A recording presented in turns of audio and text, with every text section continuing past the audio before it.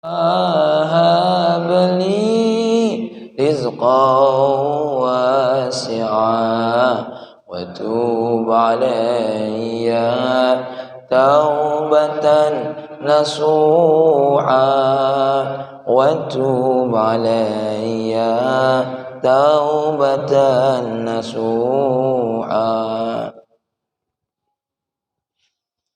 Assalamualaikum warahmatullahi wabarakatuh. Alhamdulillah, wassalatu wassalamu ala nabiyyina Muhammadin ibn Abdillah wa alihi wa sahabah, amma ba'du. Qala Allah ta'ala fil Qur'anil Karim, a'udzu billahi minasyaitonir rajim, bismillahirrahmanirrahim.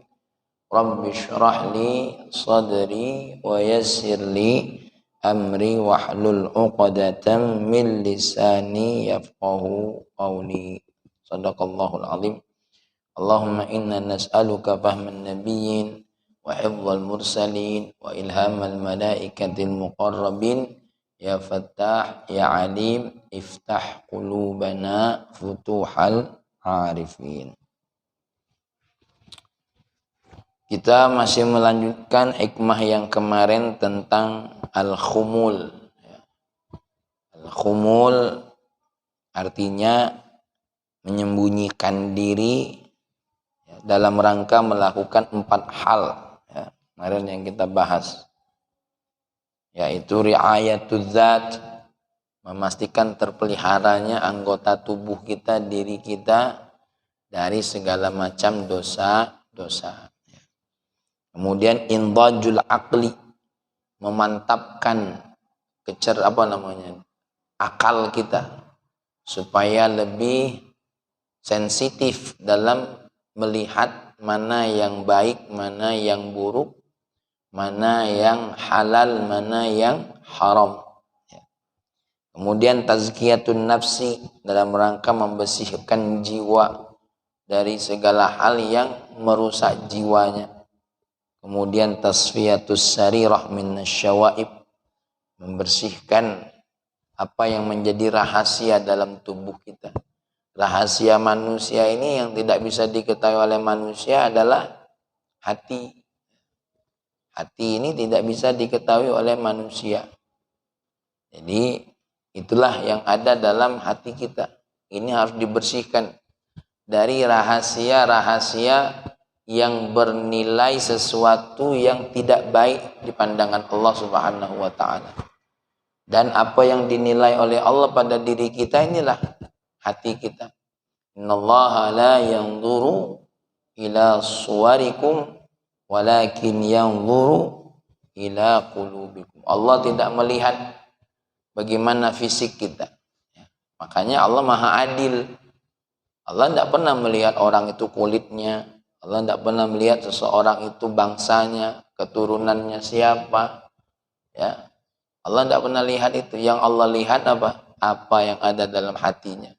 Bagaimana ketakwaannya kepada Allah Subhanahu wa ta'ala. Baik. Lanjutan kajian kita ketika kita meriayah diri, mematangkan cara berpikir, membersihkan jiwa, mensucikan melepaskan hati kita dari segala macam yang sifatnya campuran yang tidak boleh ada dalam diri kita. Lalu apa yang akan dicapai dari itu semua? Maka Dr. Muhammad Said Ramadan Buti menyebutkan dari proses khumul ini harapan kita itu ada poin-poin yang dituju apa? 1, ada 3 katanya. Yang pertama apa? Al-ilmu, keilmuan. Jadi ketika proses khumul, kita menyembunyikan diri, itu yang ditambatkan dalam diri kita, yang dimantapkan dalam diri kita itu apa? Keilmuan. Hal-hal yang berkait dengan keilmuan ini ditambah. Seperti keilmuan kita dalam rangka apa? Menambahkan diri untuk mengenal Allah Subhanahu wa ta'ala. Ditambah. Maka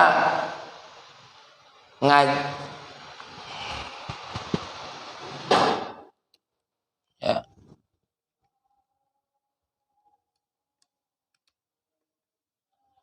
Baterai ini. Udah, kabel.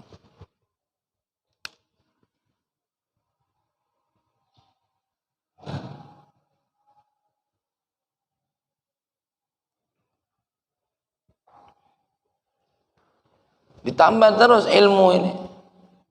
Kita tidak boleh berhenti untuk belajar, untuk memahami seperti, karena ilmu ini ada tingkatannya. Ilmu ini sekarang. Pertama, ilmu fardu ain. Apa ilmu fardu ain itu? Keterkaitan dengan apa? Satu, sah atau tidaknya ibadah kita itu fardu ain. Yang kedua apa? Sah atau tidak nikah kita. Yang ketiga apa? Sah atau tidak jual beli kita. Karena sekarang ini banyak sekali terjadi akad tapi tidak dipelajari dulu apa dia hukumnya. Lah berjalan baru tanya. Contoh banyak sekali zaman sekarang ini orang ikut apa istilah itu? Model trading misalnya. Dikaji dulu secara syariat. Dikaji dulu. Sama seperti ini. Apa fardu ainnya kita dengan Al-Quran? Fardu ainnya kita dengan Al-Quran itu apa? Minimal tahu bacanya. Nah zaman dulu pengen bisa baca Quran tuh wah pendi sulit. Harus ngaji nahu, sorof. Kemudian ujungnya makin ringan.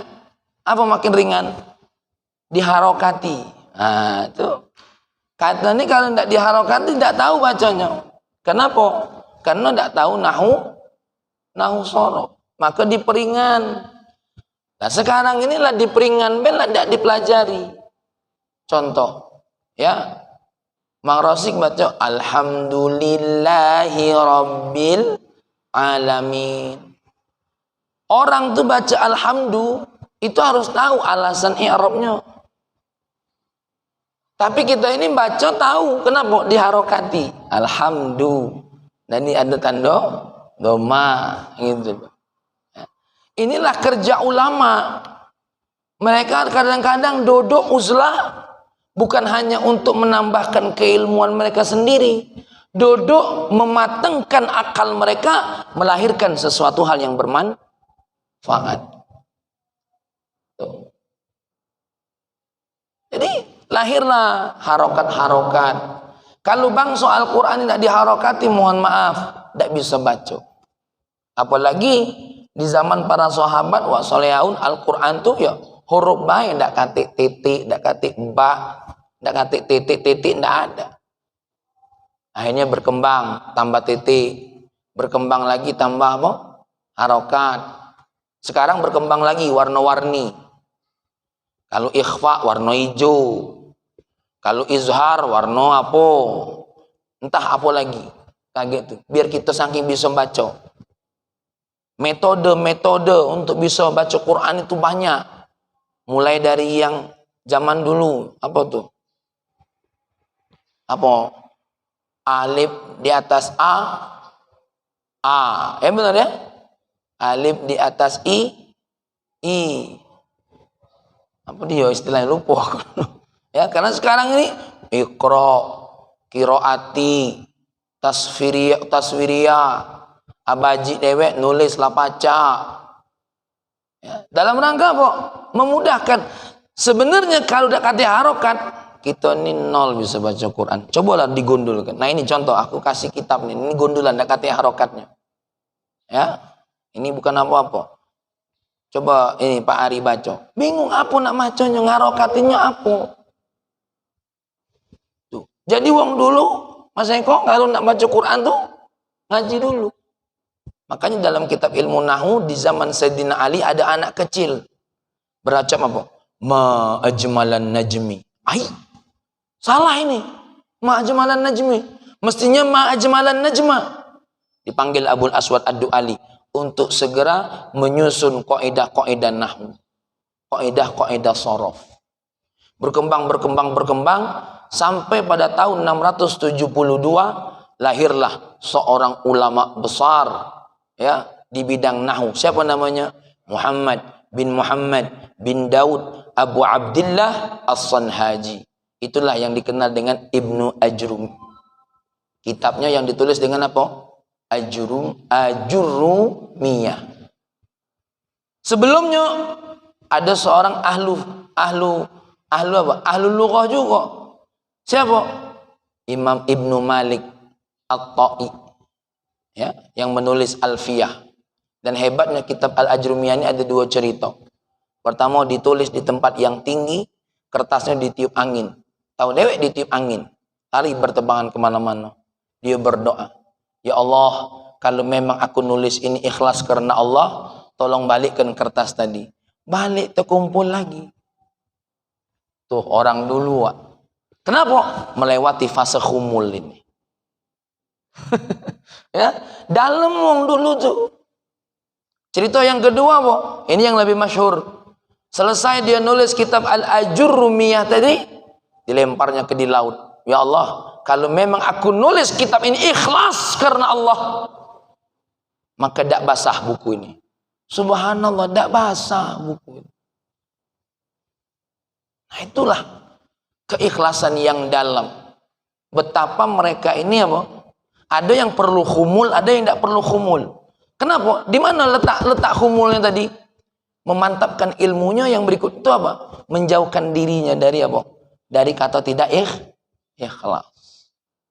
Coba kita berdoa sama Allah. Agak aneh dikit. Ya Allah, kalau ngaji ini ikhlas karena Allah, ya, gempakan bumi ini. Ya, kadang-kadang tuh begitu.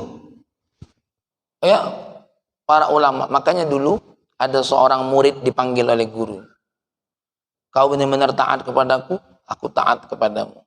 Siap aku suruh apapun, karena aku mencintaimu karena Allah, aku pun akan siap disuruh oleh dirimu. Ya, akhirnya masuk tanur. Tahu tanur tuh? Tanur itu tempat masak roti. Tuh kalau di kita ini open. Tanur gaya wong Arab, masuk open yang apinya sedang besar. Kenapa? Pas dia keluar, dia tetap selamat dan tidak motong, tidak gosong. Apa kata muridnya? Kenapa engkau berani masuk tanur? Dengan yakin, karena aku yakin engkau pasti berdoa untuk keselamatan. Tapi nyari gurunya yang ini. Kalau gurunya dewek modelnya tidak yakin, repot. Ya? Jadi gurunya ngetes anak muridnya. Benar, masuk tanur. Masuk tanur. Pas lah keluar dari tanur tadi, wah, alhamdulillah badannya tidak gosong. Ditanya oleh gurunya, ngapa kau siap masuk tanur? Karena aku yakin engkau berdoa kepada Allah agar aku selamat. Ya, agar aku selamat. Dan ini di Yaman pun pernah terjadi. Ada seorang, Masya Allah, khadim, khidmah dengan seorang habib. Pengajian kayak gini, dia tidak bisa baca Quran. Tugasnya cuma nuangi banyu minum untuk wong yang bisa baca Quran. Nah, wong baca Quran tuh keliling, dia nuangi air minum. Nuangi air minum. Dia tidak bisa baca Quran. Tapi dia ngambil tempat. Apa ngambil tempat? Aku tidak bisa baca Quran. Ya aku bisa nuang banyu. Dia nuang banyu untuk wong yang apa? Yang baca Quran tadi. Ya, akhirnya sampai satu hari sama Habibnya, sini. Mulai sekarang kamu tidak usah nuang air minum lagi. Kenapa Habib? Saya tidak bisa baca. Duduk sini ente baca. Anda tidak yakin Habib? Ya sudah, kalau tidak yakin buka mulutmu diludai. Tuh. Ya, habis diludai seketika bisa baca Quran. Nah, cuma aku tidak berani meludah tuh. Ujungnya bukan bisa baca Quran, opname tetanus. Nah, ini. Wah, ini namanya apa? Makanya orang khumul itu apa? Pertama, yang diperdalam, yang dicapai tujuannya tadi apa? Al-ilmu. Kemantapan ilmu. Jadi duduk tuh mengkaji ilmu, membuka. Makanya seperti yang saya sampaikan kemarin, di dalam kitab Dr. Muhammad Said Ramadan Buti, kadang-kadang ketika khumul itu uzlah, maka bisa juga makna khumul itu lebih umum dari itu. Apa?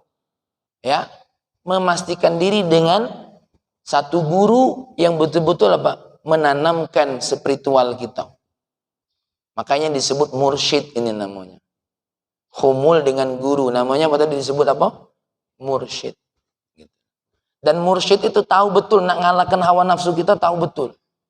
Tahu nih dia cak mano caranya kita memeras apa? Hawa nafsu. Ya. Memeras hawa nafsu itu bisa.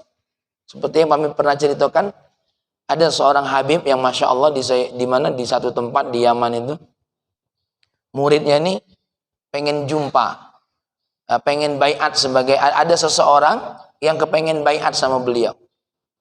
Akhirnya beliau datang ke rumah itu, ada khadimnya ngomong, Habib, ada si Fulan bin Fulan ingin ketemu antum. Suruh dia nunggu. Wak.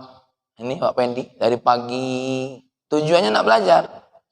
Nak mengkhumulkan diri tujuannya. Ditunggu, dibiarkannya terus. Terus dibiarkannya. Masih ada dia, masih tegak di situlah, dah bergerak. Karena disuruh nunggu. Terus dibiarkannya lagi, ditengoknya lagi. Masih ada, masih kata Syekh, kata muridnya. Ya sudah biarin aja. Ya. Sampai batas waktu yang menurut Habib tadi sudah cukup. Kamu sampaikan sama beliau, ya. Baliklah, sudah selesai ngajinya. Aca. Ngaji apa cuma tegak depan pintu. Menurut akal kita tidak masuk. Tanda kalau akal kita belum masak.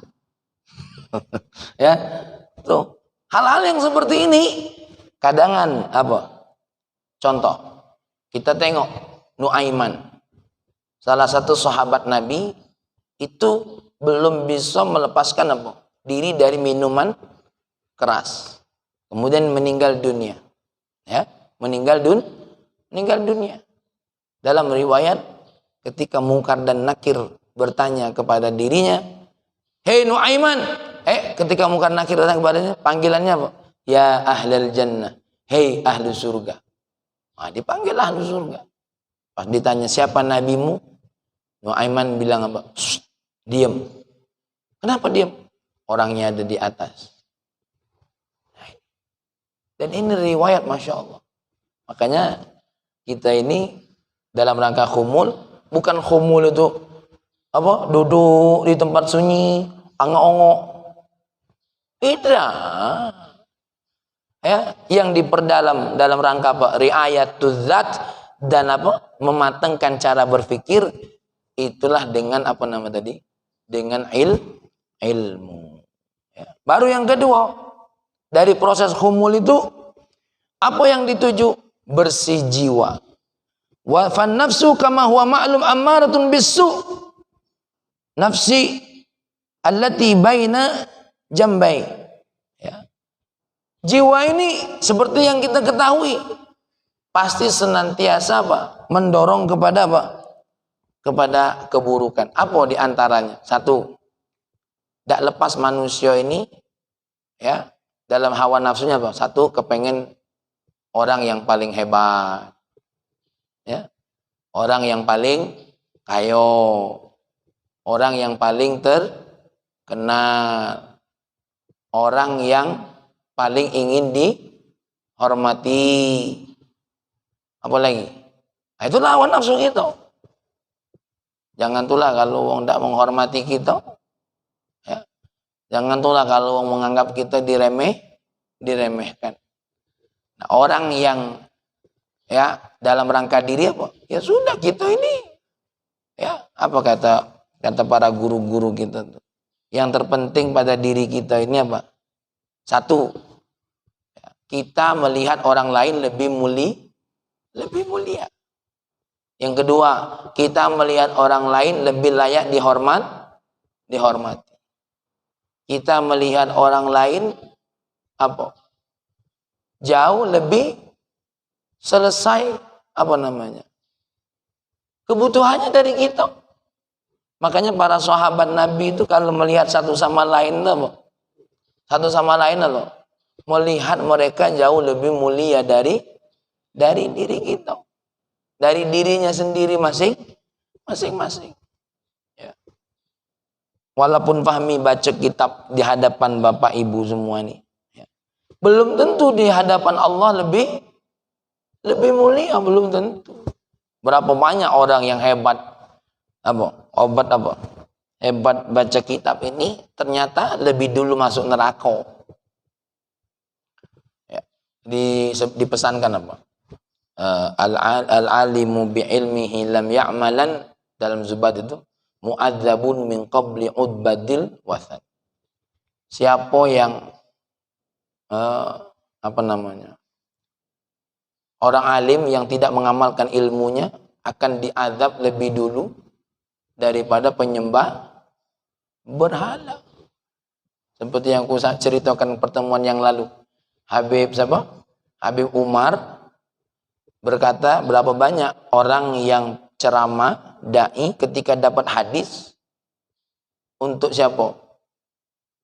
Untuk orang lain, bukan untuk siapa? Untuk dirinya. Seperti Fahmi ini, baca ini. Terdetik di hati. Sip, ini bakal disampaikan nanti.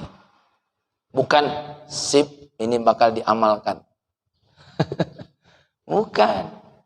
Jadi kadang-kadang khatib Jumat atau orang-orang seperti saya lah, ya, kalau naik mimbar tuh Wak Pendi niatnya apa? Menyampaikan sesuatu yang supaya orang tuh tahu. Bukan menyampaikan sesuatu supaya apa? Mendapatkan informasi supaya apa? Supaya saya tahu dan mengamalkan. Nah, maka dalam bab ilmu ini sendiri saja banyak. Kenapa? Yang kedua tadi, harus melepaskan diri dari segala sesuatu ya, yang dipengaruhi oleh hawa nafsu yang ada dalam diri kita. Harus dijaga. Ya. Harus dijaga.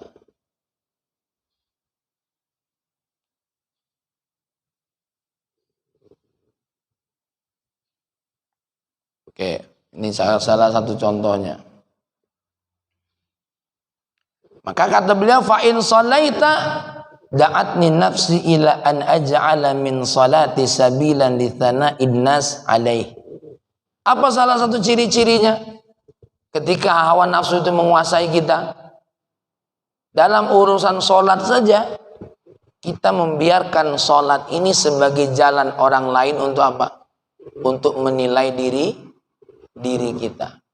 Padahal sholat itu salah satu jalan agar Allah melihat diri kita. Dirubah. Gimana berubahnya? Bukan Allah untuk melihat sholat kita, tapi apa? Manusia melihat sholat kita. Ya, melihat sholat kita. Bahkan kalau ulama-ulama kami di Yaman itu, kalau bangun rumah tuh, dokter, di luarnya diburuk-burui, di dalamnya bagus-bagus. Maka tengok tuh rumah, kalau nanti buka di Yaman itu rumahnya di luarnya apa? Tanah. Tapi dalamnya dokter kapan masuk? Kita tidak nyangka di dalamnya. Itu salah satunya. Ya. Jadi di luarnya malah dia apa? Diburu-buru, pas di dalam. Masya Allah. Sekelas-kelas apa? Hotel. Ya. Tempat tidurnya, tempat ibadahnya, semuanya. Itu salah satu model mereka. Kenapa? Saya ini bangun rumah bukan untuk nyaman mata wong nengoknya. Saya bangun rumah itu supaya saya nyaman berinteraksi dengan apa? Keluarga. Kalau saya menciptakan rumah supaya wong nyaman apa? Nengoknya lain model. Gitu loh. Jadi saya ini cari mendesain rumah, kenapa dalamnya yang diperbaiki? Kenapa dalamnya yang diperindah? Karena yang diperindah itu apa? Makanya kan beda teknik dagang sama teknik ibadah. Teknik dagang itu bagaimana menarik.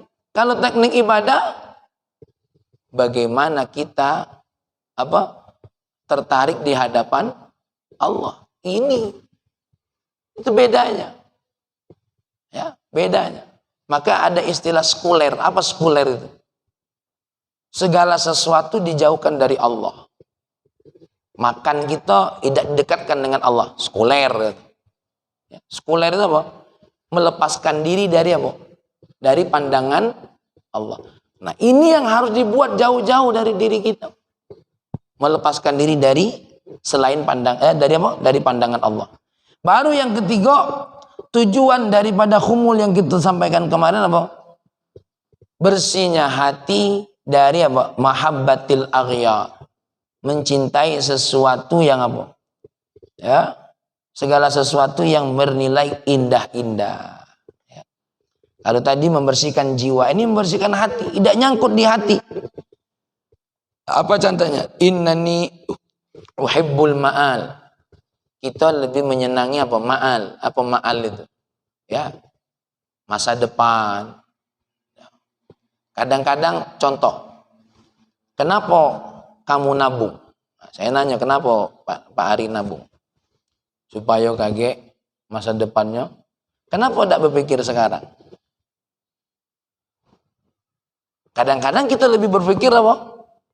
Padahal hidup kita ini disuruh oleh Allah berpikir yang sekarang. Ya, kalau otak kita ini akhirat, isinya apa? Sekarang, bukan kaget. Aku ulangi lagi ya. Kalau otak kita ini isinya akhirat, dipikirnya apa? Sekarang, bukan kaget. Hadis Bukhari. I'mal li dunyaka ka'annaka ta'ishu abada. Wa'mal li akhiratika ka'annaka tamutu ghada. Buatlah untuk duniamu seolah-olah kau akan hidup selama. Berbuatlah untuk akhiratmu seolah-olah kau akan mati besok. Apa maksudnya? Kalau untuk dunia, Soekarno, itu bisa nunda. Tapi kalau untuk akhirat, tidak bisa ditunda karena bisa jadi mati besok. Jadi kalau nak pakai bagus, baju bagus, sekarang. Jangan nunggu besok. Memang kita beli baju untuk lebaran, bakal ketemu lebaran, dokter? Tidak ketemu. Kita sering ngomong apa? Besok.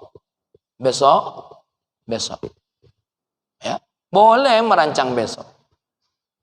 Tapi sekarang, kalau pengen membahagiakan istri, sekarang. Habis ini, pagi ini lantak lah.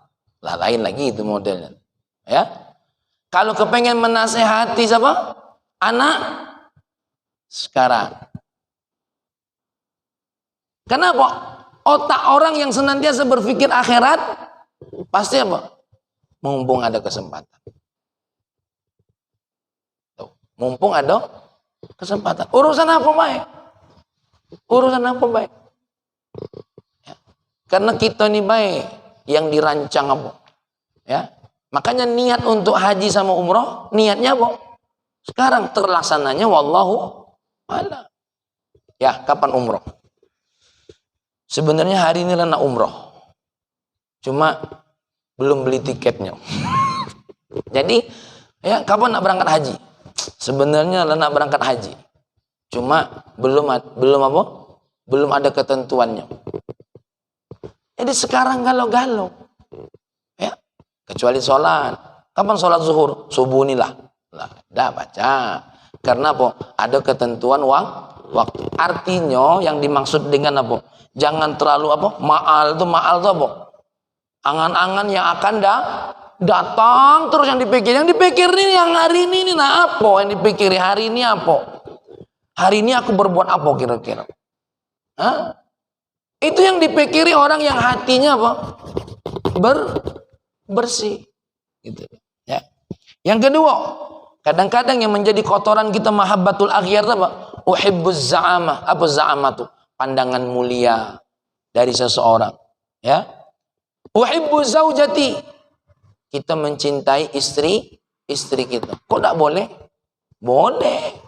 Tapi sebenarnya istri ini menjadi wasilah untuk mencintai siapa? Allah. Ya. Kita mencintai anak-anak, wasilah untuk mencintai Allah. Maka istri itu jangan cuma dijadikan teman hidup, tapi apa? Teman ibadah. Loh, ini Nabi Dewa yang ngasih tahu. Teman ibadah. Apa baik sama istri itu jadikan teman ibadah. Yang kemarin kan aku sebut. Nengok rainya turun rahmat Allah. Hadis Nabi ini. Inna rajula idza nadhara limra'atihi wa nadharat ilaihi nadharallahu ilaihi marahmatan. Seorang suami kalau nengok istrinya, istrinya juga nengok suaminya, turun rahmat Allah. Nah itu saling nengok. Dek, hari ini aku nak ibadah dulu, turun rahmat Allah, aku tengok irai kau. Pas tadi tengok lah tua kau ni. Jangan ditambahi, tengok ibai. Gitu. Kenapa? Suami dan istri saling mandang itu apa? Turun rahmat Allah, dipandang oleh Allah dengan rahmat. Apalagi kalau lanang itu apa? Fa akhadha kaffaha wa idza akhadha kaffaha, kalau seandainya laki-laki mengambil telapak tangan bini tadi, ya, tasaqad dzunubuhuma, berguguran dosa-dosanya. Apalagi pas lagi, makanya kita ini kalau sama istri itu pegangi terus tangannya tuh. Ke pasar, ke mall, ngamalkan hadis ini. Fungsi yang kedua, menak belanja, Kak bagusnya ya ditahan. Itu trik, itu modus ya. Ini bagian. Jadi kita cintai istri kita tuh karena siapa? Karena Allah. Wong yang menciptakan dia Allah. Yang detikkan hatinya siapa? Ya, yang detikkan hatinya untuk galak dengan kita tuh Allah. Anak-anak kita nih, anak-anak kita lahir. Kenapa anak-anaknya lahir ini dari apa? Dari istri kita, dari proses kita suami istri. Ya. Ini Allah yang milih kalau. Maka sejatinya mereka itu jalan kita untuk mencintai Allah, gitu loh. Sahabat, teman, galau-galau. Jangan apa namanya? Uhibbu man sammahumullahul a'dad. Ya. Aku mencintai semua orang yang menjadi tandinganku kepada Allah. Masa depan kita, istri kita, anak-anak kita, apalagi dulur-dulur kita cintai mereka itu sebagai saingan kita kepada Allah. Maka jangan heran banyak orang mengalahkan Allah, ya, daripada apa? Mengalahkan siapa? Orang-orang yang dia cintai. Jadi kita jangan kalah gara-gara anak-anak. Kadang-kadang kita ini apa namanya? Sanggup berdosa hanya gara-gara orang yang kita cintai.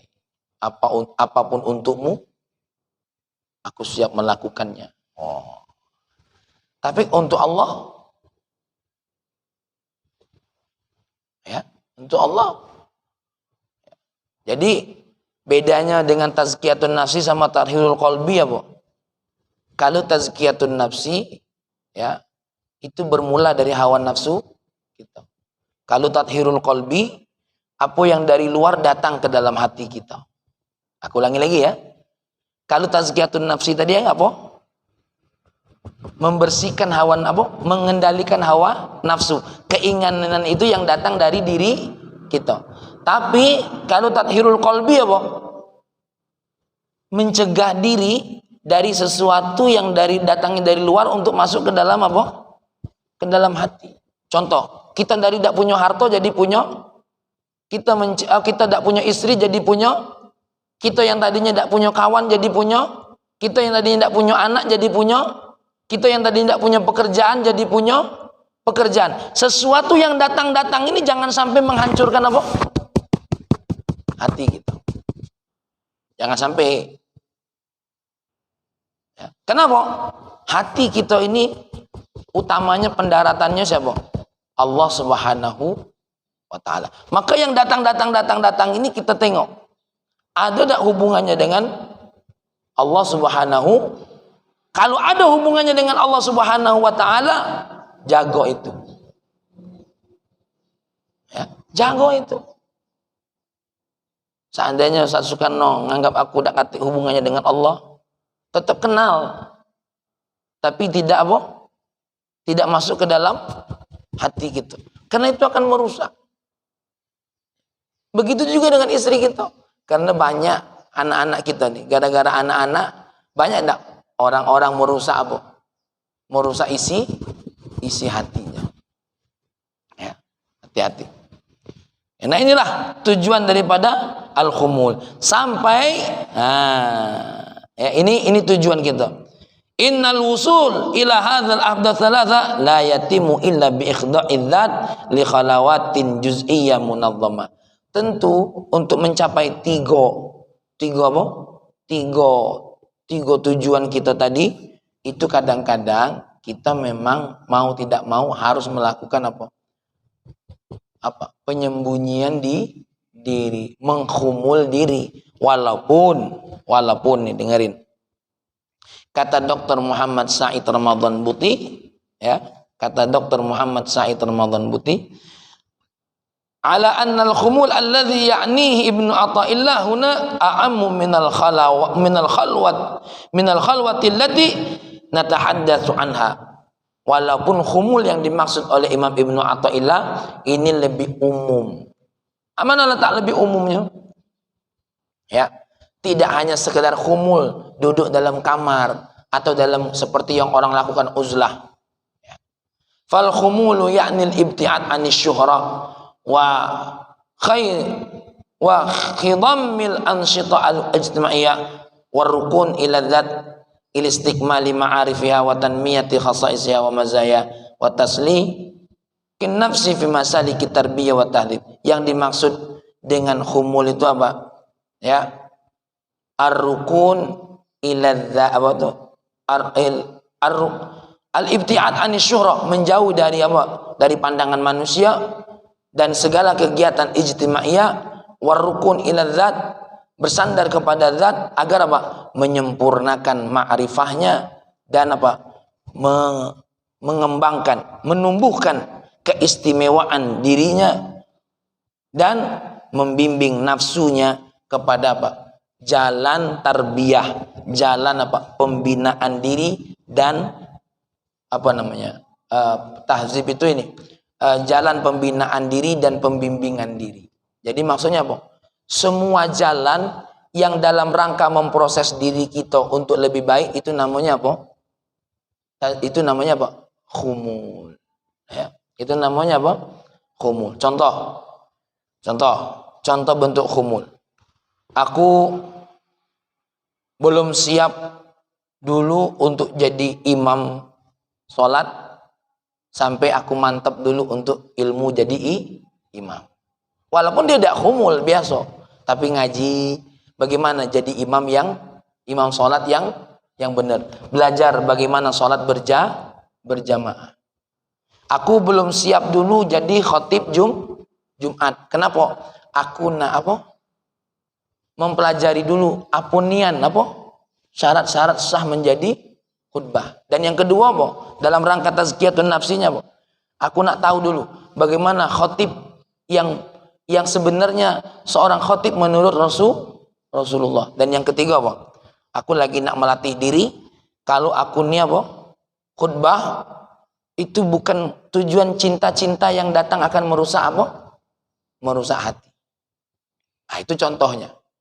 Jadi kadang-kadang kita lari dari kegiatan-kegiatan, ya, kegiatan-kegiatan masyarakat, seperti yang dokter lakukan, misalkan stop dulu dari kegiatan organisasi, misalkan. Tujuannya Tujuannya tadi memantapkan keilmuan yang akan kita lakukan. Tujuannya memantapkan diri dari keinginan-keinginan duniawi dan membenteng diri dari sesuatu yang datang dari luar akan masuk ke dalam ke dalam hati kita. Itu tujuan. Maka tidak jadi masalah kalau kita stop dulu, ya, stop dulu. Aku mungkin dalam 2 tahun ini seperti Imam Sya'rawi. Nah, ini Imam Sya'rawi, dokter. Imam Sya'rawi itu setelah beliau selesai dari S1 kalau tidak salah, beliau uzlah.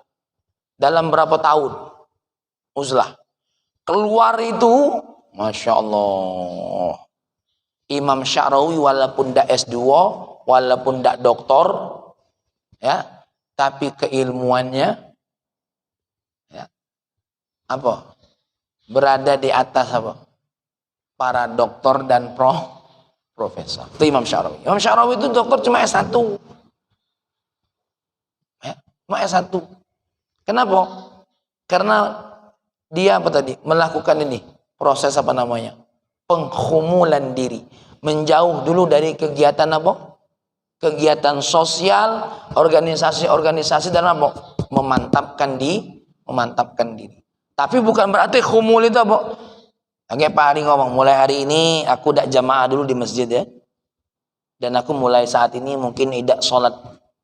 Karena dalam rangka khumul. Itu bukan khumul, itu kumul. Wak Pendi mulai hari ini ngomong sama istrinya. Wak Tino, dengeri. Aku mulai ini saat ini tidak galak tertengok kamu dulu. Nak sembunyi. Ada maksud. Itu bukan khumul itu. Yang dimaksud dengan khumul tadi. Makanya kita biar tahu, biar jangan latah nyebut khumul ini. Nah, untuk orang-orang yang seperti Pak Ari, ya, Pak Yul, khumulnya mungkin saat ini bukan apa? Kayak dulu harus nyari goa, nyari tempat khusus untuk apa? Menyembunyikan diri. Maka tidak ada lain apa? Mencari seseorang yang menambahkan ilmu, mencari seseorang yang bisa apa?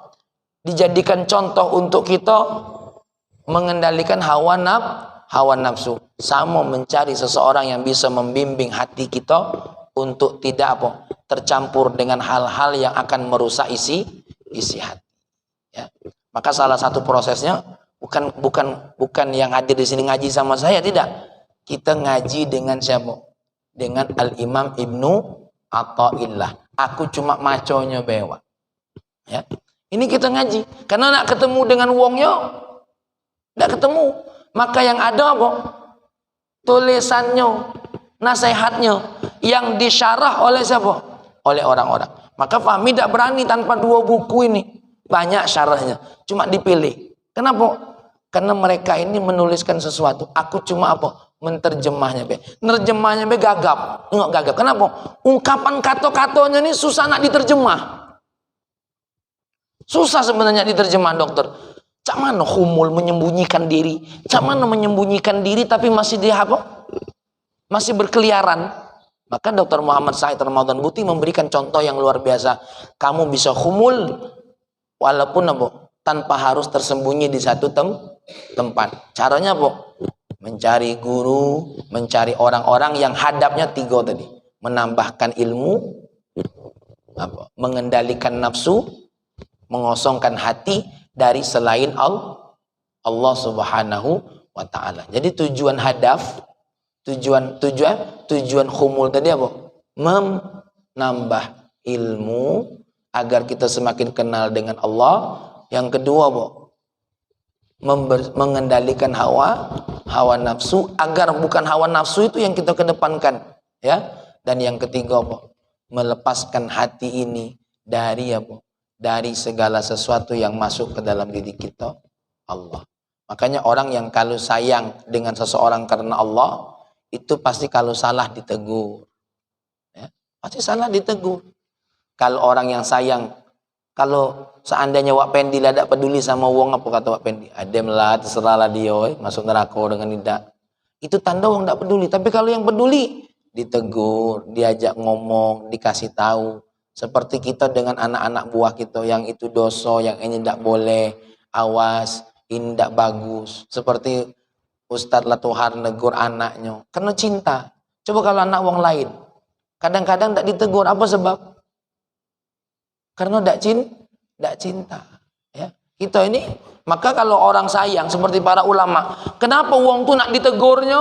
Kalau keliru nak ditegurnya, kalau salah nak diingatkan. Kenapa? Karena tadi dia tidak cinta pada dirinya sendiri. Yang dia cintai siapa? Orang lain. Kenapa? Dia mencintai seseorang lain itu karena Allah. Karena dalam ilmunya dia tidak boleh diam. Dia harus ngasih tahu. Harus ngasih tahu. Ustaz Soekarno kalau punya tetangga yang apa namanya? Membuat maksiat di antara tetangganya, datangi. Bahkan tanpa rasa takut. Assalamualaikum, ya. Apa kabar? Aku dengar kamu nih di sini berbuat maksiat. Padahal kalau wong lain ngomong, jangan kayak kamu dibunuhnya, kayak kamu dia apa? Dia mau dianiayanya, jangan. Tapi tidak. Maka orang-orang yang seperti siapa? Orang-orang yang berani neguri yang mereka ini dengan baik ditegur, mereka tidak takut. Kenapa? Yang ada di hatinya cuma apa? Allah. Aku mengamalkan ilmu aku. Kalau melihat kemungkaran, dirubah dengan tangan. Cuma karena aku bukan pemerintah, aku tidak pacak merubah dengan tangan. Aku merubah dengan apa? Dengan mulut, kasih teguran, kasih nasihat, ya, kasih segala macam. Nah, yang tidak kuat, mana? Yang tetangga takut negur tadi dengan hati. Ya Allah, miris nian, ada tetangga yang cak ini. Tapi apa kata Nabi? Wadzalika at'aful iman. Itu selemah-lemahnya iman. Yang repot yang keempat, ada tetangga maksiat apa? Ada apa-apa, hiburan dia. Nah, ini yang keempat yang bahaya. Membenarkan gawe tetangga yang berbuat maksiat. Bahkan kita bela-bela, sudahlah, biarlah, tidak apa-apa. Dia maksiat. Rame juga rumah kita gara-gara maksiat dia. Lah, ini yang berbahaya. Ya, apa? Mengiyakan dalam hati kemaksiatan mereka. Contoh, ada wong, kita bangga ada anak pemuda yang mengkritik ada hotel maksiat. Harus bangga. Kenapa? Karena kita belum tentu berani. Ini yang repot apa? Yang repot yang keempat tadi. Serahlah wong ya, nak berzina dengan tidak. Apa kita lagi nak repot? Na'udzubillah summa na'udzubillah min dalik. Kalau sudah pada posisi yang keempat ini, mohon maaf Ustaz Soekarno, ya, kita sudah tidak masuk dalam kategori apa? Orang yang amar ma'ruf nahi mungkar. Nah, inilah barangkali kajian hikmah yang ke-11 yang pasti, ya, kembali kepada hati kita. Kembali kepada hati kita ketika kita mendengar apa? Nasihat ini. Kenapa? Seperti Fahmi saja, ketika mendengar nasihat ini, kadang-kadang apa? Dalam diri itu apa? Tidak cocok untuk disampaikan. Ngapa? Nyinggung aku. Ya, tidak cocok ini disampaikan, nyinggung aku. Jadi aku kaget nyampaikan sesuatu yang tidak nyinggung aku. Ya, tidak nyinggung aku. Padahal kita ini sama-sama ngaji. Nak kita dewe yang bagus tuh apa? Kalau memang kita tersinggung dengan nasihat ini. Nah, yang buruk tuh apa? Kalau kita dengar nasihat, kita nengok kawan kita. Contoh, Pak Ari dengar nasihat, laju nengok Erik. Itu kau galau tuh. Ya, yang dinasihati oleh Ustaz Fahmi itu kau galau atau di kau galau, kau tetangga maksiat, kau nilai yang galak sombong, kau lah, ini yang salah. Yang ada tuh kalau kita dengar nasihat tuh apa? Ya Allah, inilah aku. Ini Pak Ari malah nengok Erik. Pengajian ini isinya nyinggung kau galau. Ini yang bahaya. Ini yang bahaya. Uji nyocok pula Pak Ari ngomong sama Pak Yun. Bener tak? Iya. Kita ini alhamdulillah tidak masuk dalam ceramah tadi. Emang kita ini jaknya lah setingkat Imam Ibnu Athaillah. Nah, ini namanya bukan ngaji namanya. Ini namanya mencaci. Maka Fahmi sejatinya usikum wa iyaya bittaqwallah. Saya mewasiatkan diri saya sendiri, dan kalau seandainya memang apa itu bertepatan dengan yang ada pada diri kita, maka kita sama-sama belajar merubah diri. Sumpah demi Allah, ketika saya berbicara tentang keburukan itu sejatinya punya saya semua. Ya, ketika berbicara tentang orang yang sombong, itulah saya. Ketika saya berbicara tentang kepengen terpopuler, pengen terkenal, itulah diri saya pribadi. Yang nasihat ini sebenarnya sejatinya hanya untuk diri kita masing-masing.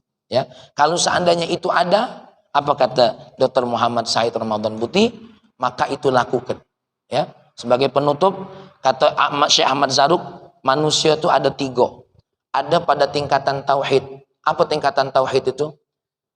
Tidak ada yang sempurna kecuali Allah. Salatku tidak sempurna kecuali kalau diterima oleh Allah atau dirahmati oleh Allah. Tidak ada yang sempurna. Yang kedua, di mana seseorang itu memandang kepada dirinya, salatku masih tidak baik, zakatku masih tidak baik. Nah yang ketiga apa? Bahasa beliau sangat santun. Ada orang yang terlalu husnuzon. Apa terlalu husnuzon? Alhamdulillah aku nilai sholat insyaallah ahlu surga. Itu husnuzon. Terlalu husnuzon. Alhamdulillah aku ini ada pesantren, lah jadi kiai, doa-doa santri lah yang akan menyelamatkan saya. Itu bagus tuh husnuzon. Nah wong-wong yang ketiga inilah yang caknya harus humul. Ya, ketika menganggap sholatnya lah apa? Lah pade, zakatnya apa? Lah pade. Maka yang seperti ini kita harus apa? Humul, menanamkan kembali, menambahkan kembali ilmu kita, membersihkan kembali hak diri kita dari apa? Hawa nafsu yang tidak terkendali, mensucikan hati kita. Nah itu yang dikatakan Syekh Ahmad Zarruq. Mudah-mudahan kita jangan malu untuk terus humul mendidik diri kita. Kenapa? Karena manusia tidak kata yang apa? Yang bersih selamanya. Pasti setiap hari ada baik dosa-dosa yang mendetikkan di hati. Demikian dapat saya sampaikan. Allahumma salli wa sallim ala Sayyidina Muhammad wa ala ali Sayyidina Muhammad. Ya Allah, bukakan akal kami, hati kami ya Allah, untuk mampu senantiasa memuhasabah diri kami ya Allah. Karena kami sering memuhasabah orang lain, tapi kadang-kadang lupa memuhasabah diri kami ya Allah. Ya Allah ya Rahman ya Karim, kami terkadang lebih mengedepankan sesuatu apa yang kami inginkan daripada sesuatu yang apa yang Engkau inginkan ya Allah. Bahkan kami saking tidak tahunya keinginanmu ya Allah, kami tidak sabar, kami tidak bersyukur dengan apa yang ada. Ya Allah, ya Rahman, ya Karim, kumpulkan kami dengan orang-orang yang membawa kami kepadamu, ya Rahman, ya Karim. Jadikanlah anak-anak kami, istri kami, harta kami, cita-cita kami, pekerjaan kami, teman-teman kami, semuanya sebagai jalan untuk menuju cintamu, ya Allah. Bukan untuk menuju cinta mereka, ya Allah, ya Rahman, ya Karim. Rabbana atina fid dunya hasanah fil akhirati hasanah wa qina adzabannar walhamdulillahi rabbil alamin. Sallallahu ala Muhammad sallallahu alaihi wasallam. Assalamualaikum warahmatullahi wabarakatuh. Ya Allah.